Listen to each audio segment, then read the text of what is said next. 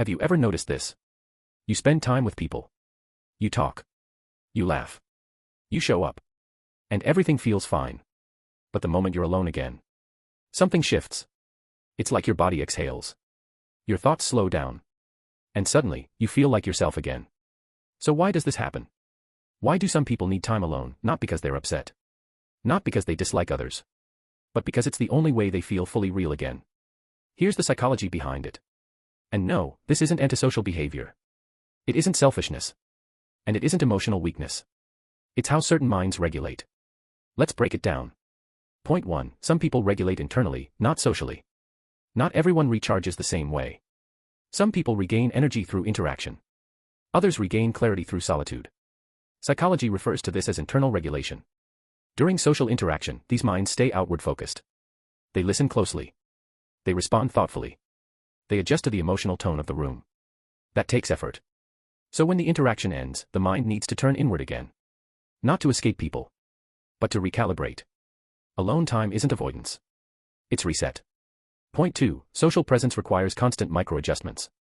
For some people, being around others means constantly fine-tuning themselves. How much to speak? When to respond? What tone to use? What not to say?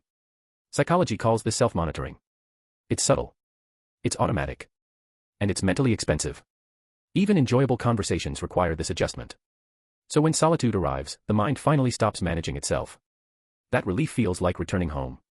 Point 3. Being alone restores cognitive clarity. Here's something many people don't realize.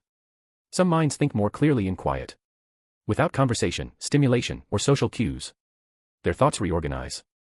Psychology links this to cognitive decompression. The mind isn't shutting down. It's sorting.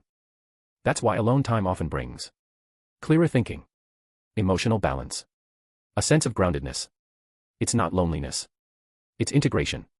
Point 4. Alone time reconnects people with their internal identity. When you're around others, parts of you adapt. You become more responsive, more accommodating, more externally aware. But when you're alone, those adaptations fade. You don't have to perform, or adjust, or explain. Psychology calls this identity restoration. The return to your internal baseline. That feeling of, I'm myself again, isn't imagined. It's neurological.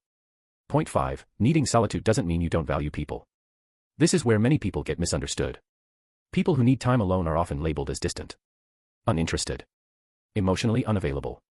But in reality, many of them care deeply. They engage fully.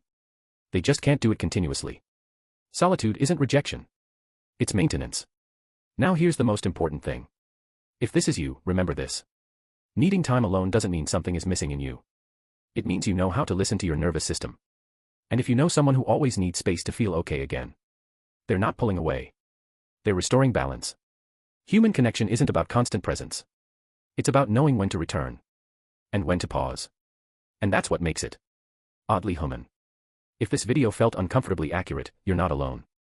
Subscribe to Oddly Hooman for more psychology, everyday behaviors, and quiet insights into how the mind really works.